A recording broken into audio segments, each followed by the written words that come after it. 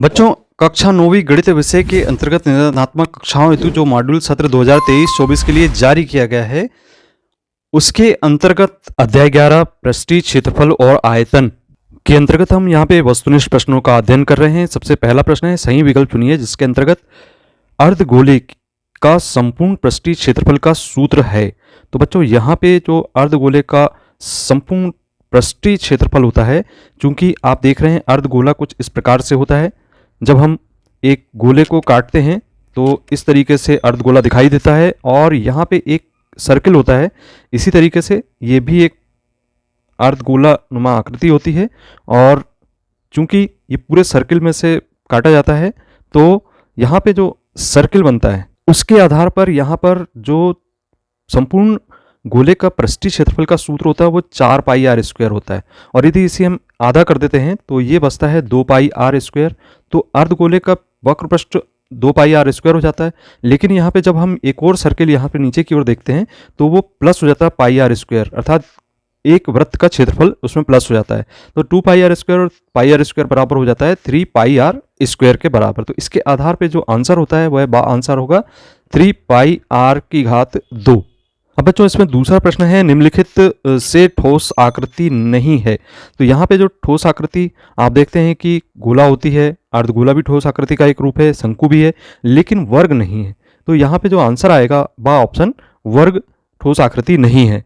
तीसरा प्रश्न देख रहे हैं जिसके अंतर्गत शंकु के आयतन का सूत्र होता है। तो शंकु के आयतन का सूत्र जैसा कि हम जानते हैं 1/3 पाई आर स्क्वायर एच होता है। तो सा ऑप्शन इसका सही होगा।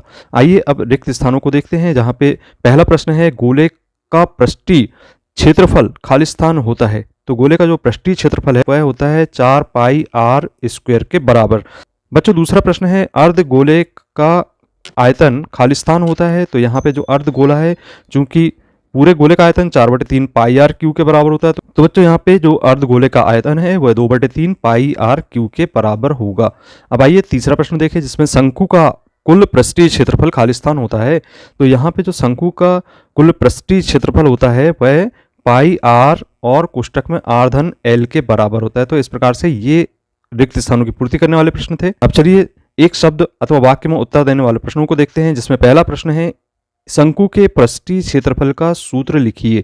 तो जो शंकु का पृष्ठीय क्षेत्रफल है वह पाई आर एल के बराबर होता है।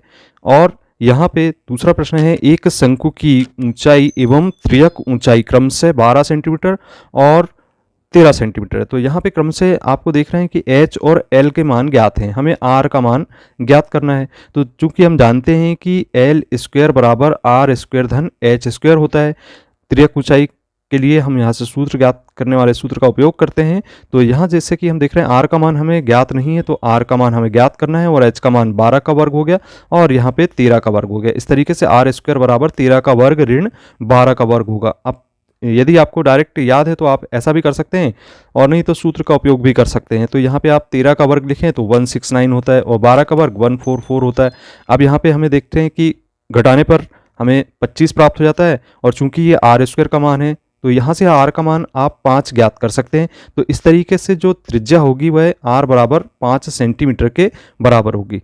तीसरा प्रश्न देख रहे हैं जिसमें 3 सेंटीमीटर त्रिज्या वाले गोले का आयतन क्या होगा। तो 3 सेंटीमीटर त्रिज्या वाले जो गोले का आयतन, अब देखिए गोले के आयतन का सूत्र है 4/3 पाई आर की घात 3 और चूंकि आर का मान 3 हमें ज्ञात है तो यहाँ पे हम आर के स्थान पे 3 रख देते हैं। तो 3 गुणित 3 गुणित 3 लिखेंगे, एक 3 से एक 3 कैंसिल कर दीजिए, 3 3 9 9 36 पाई घन सेंटीमीटर। तो यहाँ पे जो आंसर आएगा वह 36 पाई घन सेंटीमीटर के बराबर होगा। तो बच्चों, ये आपके एक शब्द में उत्तर देने वाले प्रश्न थे। अब चलिए सही जोड़ी की बात करते हैं। तो सही जोड़ी यहाँ पे मिलाना है आपको।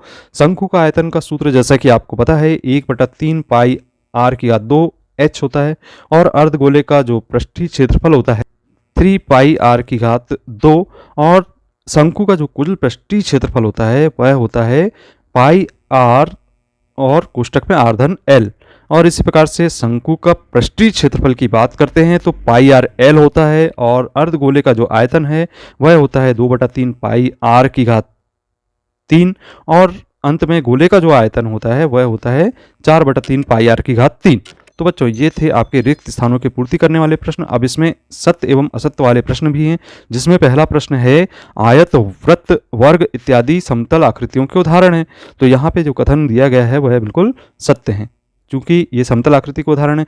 अब दूसरा प्रश्न है इसमें गोला और शंकु ठोस आकृतियों के उदाहरण नहीं है, क्योंकि दोनों ठोस आकृतियां हैं, इसलिए यह कथन कैसा होगा, असत्य होगा। अब तीसरा प्रश्न है इसमें अर्धगोले के पृष्ठीय क्षेत्रफल और संपूर्ण पृष्ठीय क्षेत्रफल में 2:3 का अनुपात होता है।